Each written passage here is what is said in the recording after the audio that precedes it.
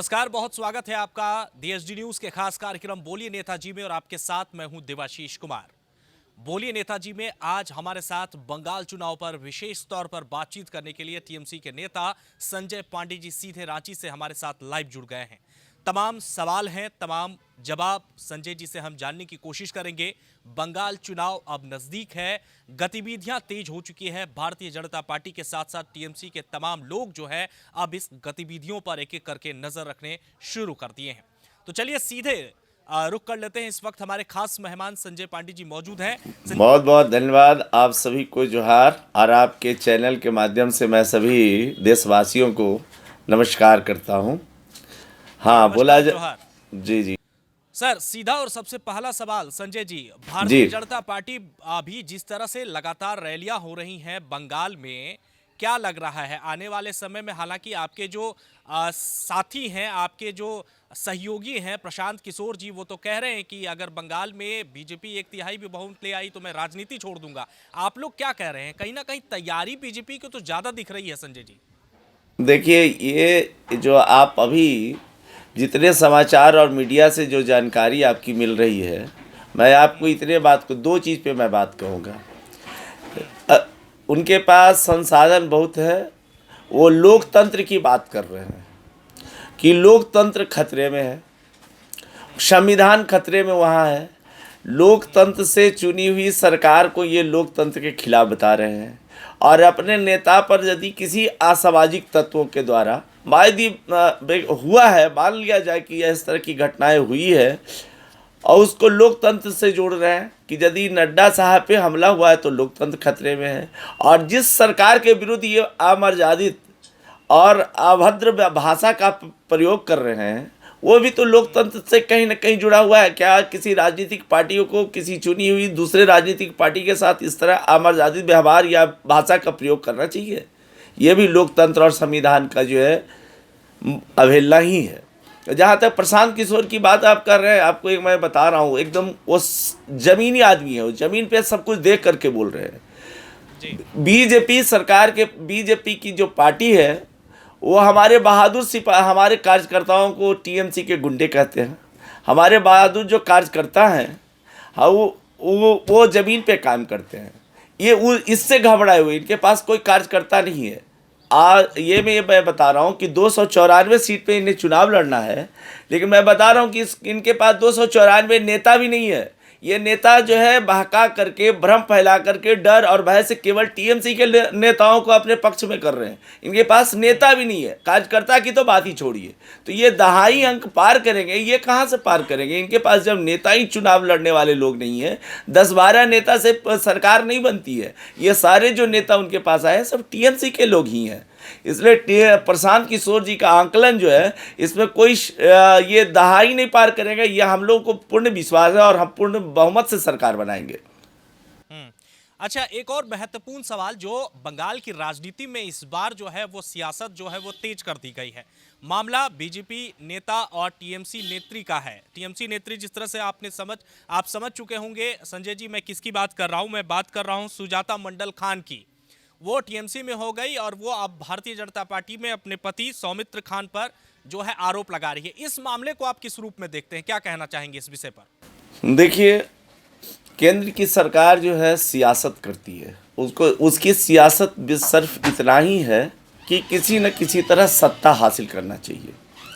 सत्ता हासिल करनी उनकी पार्टी की सियासत है और यह सियासत में बहुत सारे लोगों को डर और भय दोहन करके इस तरह के अपने पक्ष में करने की कोशिश करते हैं। लेकिन जब उसके पक्ष के उनके क्रियाकलाप, उनके जो कार्यक्रम है, उनके व्यवहार जो है, वो देखने के बाद सही मायने में जो वहाँ पर पहुँचे हैं लोग, वो अपने आप को बड़ा ही जो है ऐसा महसूस करते हैं कि कसम कस की स्थिति में रहते हैं। तो उनको टीएमसी आना कोई बड़ी बात नहीं है। टीएमसी जो है एक लोकतांत्रिक पार्टी है। जब बंगाल के विकास में, बंगाल के गरीब जनता के संरक्षण में और सारे वैश्विक महामारी में सब कुछ उनका प्रदर्शन इतना बढ़िया रहा है कि टीएमसी के प्रति किसी को भी नाराज़गी वहाँ के लोगों में नहीं है। तो इस तरह का होना, और सौमित्र खान जो है वो एक लोभ लालच अफवाह में पड़े हुए हैं और इस कारण जो है जो सही मायने में जिनके पास ज़मीर होगा, जिनके राजनीतिक सूझबूझ होगी, जो बंगाल के कल्चर, बंगाल के व्यवस्था से परिचित हैं, उन्हें ये लगेगा कि ये जो है भ्रम और भय फैलाने वाले पार्टी के साथ रह करके बंगाल का विकास नहीं हो सकता है।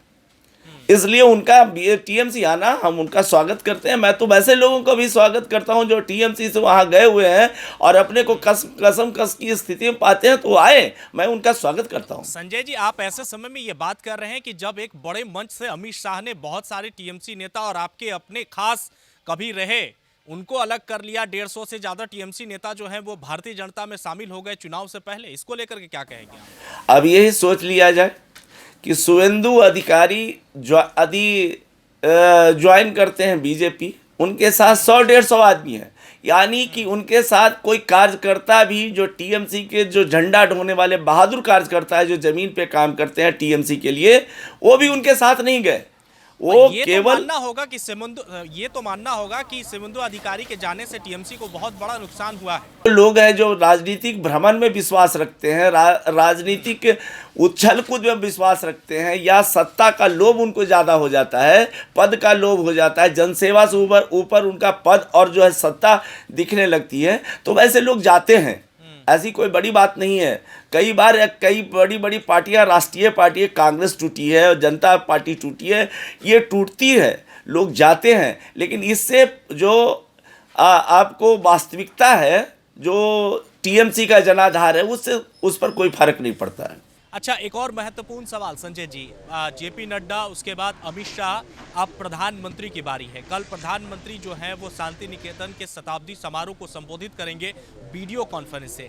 क्या लगता है इससे बंगाल की राजनीति में कितना असर पड़ेगा प्रधानमंत्री के संबोधन को लेकर?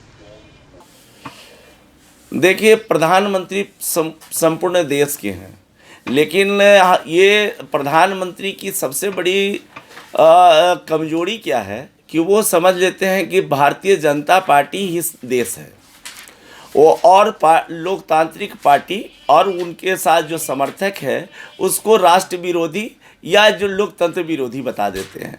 प्रधानमंत्री का होना वो कोई बड़ी बात नहीं। प्रधानमंत्री को इस तरह की बात करनी चाहिए जिससे कि अति क्षेत्रीय जो संस्कृति है उसको बल मिले, लेकिन उनका किसी भी तरह का कार्यक्रम जो होता है केवल इसी मुद्दे को लेकर होता है कि अगले चुनाव में, अगले राज्यों में हमें क्या बोलना है और क्या करना है। इन मुद्दों को लेकर के वो सारे कार्यक्रम निर्धारित करते हैं। ऐसे उनके कार्यक्रम में कोई विशेष ज़्यादा प्रभाव नहीं पड़ेगा, लेकिन हाँ, अब प्रधानमंत्री हैं, उनकी बात तो सुनी जाएगी, लेकिन यदि राजनीतिक परिप्रेक्ष्य में बातें जो लगेगी वो जनता नकार देगी, जनता उसको एक्सेप्ट नहीं करेगी। कल जो प्रधानमंत्री संबोधन करेंगे उस पर कोई असर नहीं पड़ेगा बंगाल के जनता के लिए? नहीं, वो ज़्यादा असर देने वाला उनका कोई ऐसा नहीं है। उनके भाषण को देख लोगों ने समझ लिया है, उनके बातों को समझ लिया है, उनके जो भ्रम फैलाते हैं, जो झूठ का पुलिंदा उनके पास है, उन लोगों ने समझ लिया है। और बंगाल की जनता काफ़ी जागरूक है। इस देश की सबसे जागरूक जनता बंगाल की है। पश्चिम बंगाल में यही कारण है कि आपको किसी भी तरह का संविधान का, लोकतंत्र का हनन नहीं होता है। घटनाएं वहाँ के लोग जो है वीर लोग हैं, वो आज़ादी की लड़ाई में भी लड़े हैं, और आज भी यदि उनको अपने अधिकार के लिए लड़ना पड़ेगा तो लड़ेंगे, इसमें कोई शक नहीं। सवाल का जवाब आपसे हम चाहेंगे, और सवाल ये है कि बंगाल में जिस तरह से अब चुनाव रणनीति बनना शुरू हो चुकी है, झारखंड का नेतृत्व आप करते हैं, बहुत बड़ी जिम्मेदारी आपके ऊपर है झारखंड और बिहार की।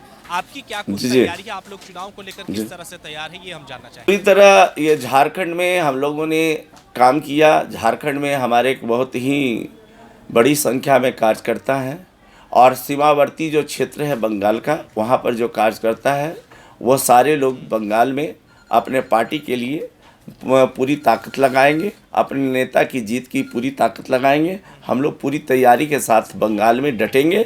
अभी जो 6 महीना पहले जो ये चल रहा है, किसी के सरकार को गिराने, किसी को राष्ट्रपति शासन लाने, अपराधी शासन बनाने की जो इनकी मुहिम चल रही है गृह मंत्री का, ये मुहिम केवल सत्ता पाने का है।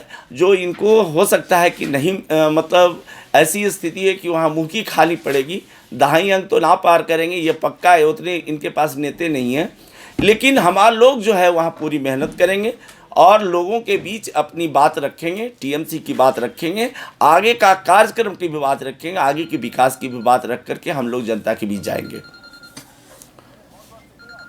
चलिए, बहुत बहुत शुक्रिया संजय जी बातचीत करने के लिए और तमाम जानकारी देने के लिए। बहुत बहुत शुक्रिया इस कार्यक्रम में धन्यवाद। शामिल और होने मैं आपके माध्यम से ये भी कहना चाहूँगा कि अभी वैश्विक महामारी में जितनी सतर्कता बरती जाए, लोग बरतें, स्वस्थ रहें और स्वस्थ भारत बनाने में अपना योगदान दें। धन्यवाद। बहुत बहुत शुक्रिया सर।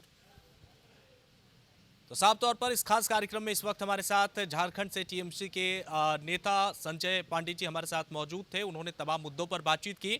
बंगाल चुनाव को लेकर तमाम ऐसे सवाल थे जो उनसे जानने बहुत जरूरी थे और उन्होंने सीधे तौर पर इसका सही जवाब दिया। आगे भी हम रुक करेंगे और इस कार्यक्रम में तमाम हमारे लोग भी जुड़ते रहेंगे, तमाम नेता और तमाम गेस्ट हमारे साथ जुड़ेंगे। अभी के लिए बस इतना ही। ये कार्यक्रम अगर आपको पसंद आ रहा हो तो इसे ज़्यादा से ज़्यादा शेयर करें और लाइक करना बिल्कुल भी ना भूलें। नमस्कार।